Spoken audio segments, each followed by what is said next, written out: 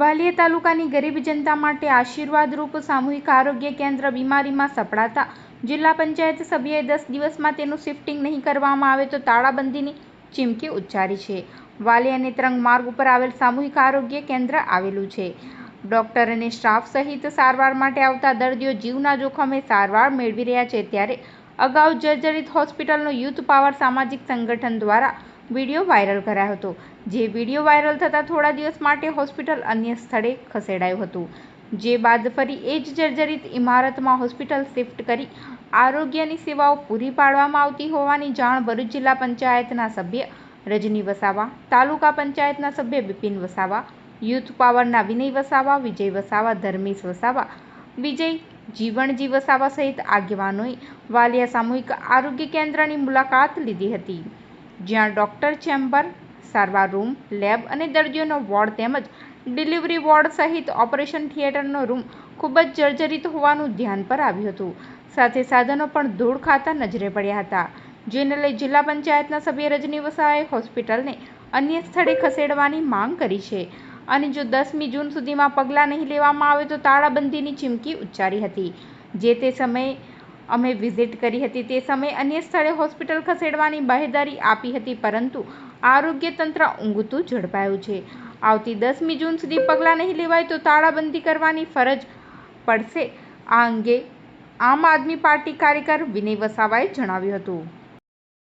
હું રજની વસાવા, ભરૂચ જિલ્લા પંચાયત સભ્યશ્રી અને મારી સાથે વાલિયા તાલુકા પંચાયતના સભ્યશ્રીઓ છે. આજે અમે 4 મહિના અગાઉ જે સરકારી દવાખાનાની પરિસ્થિતિને લઈને વિડીયો બનાવીને તંત્રને આંખ ખોલાવી હતી, તો થોડા દિવસ બંધ કરીને એ લોકોએ ફરી ચાલુ કર્યું હતું. તો અત્યારે અમે પાછા ફરી વિઝિટ માટે આવ્યા છે. ત્યારે અમે એની હાલત જોઈ તો એટલી બદતર હાલત છે દવાખાનાની.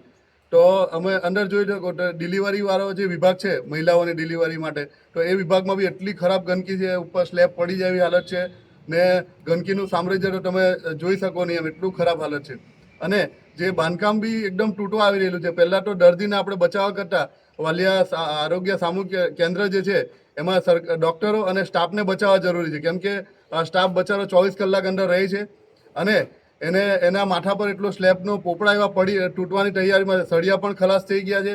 અને આની જે મર્યાદા હતી એ મર્યાદાને બી લગભગ મને લાગે તો 20-25 વર્ષ વધી ગયા છે. એટલા માટે કે આ આરોગ્ય કેન્દ્રને તાત્કાલિક ધોરણે અને બંધ કરી અને સારા જે બિલ્ડિંગ છે એમાં શિફ્ટ કરવામાં આવે.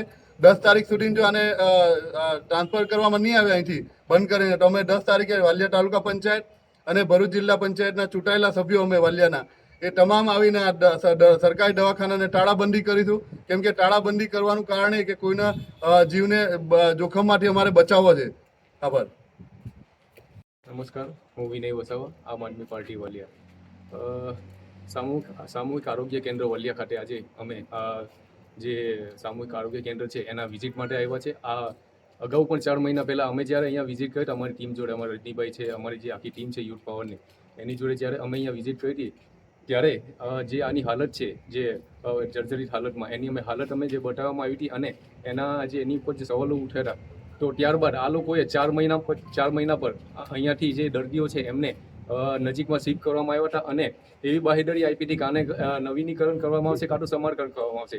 પણ આજે જ્યારે અમને ખબર પડી કે અહીંયા ફરીથી દર્દીઓને અહીંયા અંદર એડમિટ કરી અને આ જે ચાલુ કરવામાં આવ્યું છે આરોગ્ય કેન્દ્ર, ત્યારે અમને જાણ થતાં અમારી ટીમ દ્વારા, અમે રજનીભાઈને અમારી જે ટીમ છે જિલ્લા પંચાયતના સભ્યશ્રી, તો અમે લોકોએ આજે જ્યારે અહીંયા વિઝિટ કરી છે ત્યારે પણ આજે પણ એ જ ને એ જ હાલત છે. આ ફક્ત એક લોલીપોપ આપી અને આ જે તાલુકાની જનતા છે, તાલુકાની જનતા સાથે એમના જાનહાનિથી એમને જે ખિલવાડ કરવામાં આવે છે એની અગેન્સ્ટમાં આની પર પગલાં લેવામાં આવે અને આ જે હાલત છે આરોગ્ય કેન્દ્રની એનું વહેલી તકે એને સમારકામ કરવામાં આવે, કાં તો નવીનીકરણ કરવામાં આવે અને અહીંયા જે ચાલુ કરવામાં આવ્યું છે જે આરોગ્ય કેન્દ્ર, એની જાણે જે દર્દીઓ છે એમને વહેલી તકે કંઈક બીજા કોઈ સારી જગ્યાએ એમને શિફ્ટ કરવામાં આવે એ અમારી માંગ છે. નહીં તો જે રીતે અમારા જિલ્લા પંચાયતના સભ્યશ્રી રજનીભાઈએ કીધું કે જો આનું નિરાકરણ કરવામાં નહીં આવે તો અમે આવતી 10 તારીખે અમે મોટી સંખ્યામાં આ આરોગ્ય કેન્દ્ર ખાતે આને તાળાબંધી કરવા માટે ભેગા થઈશું. આભાર.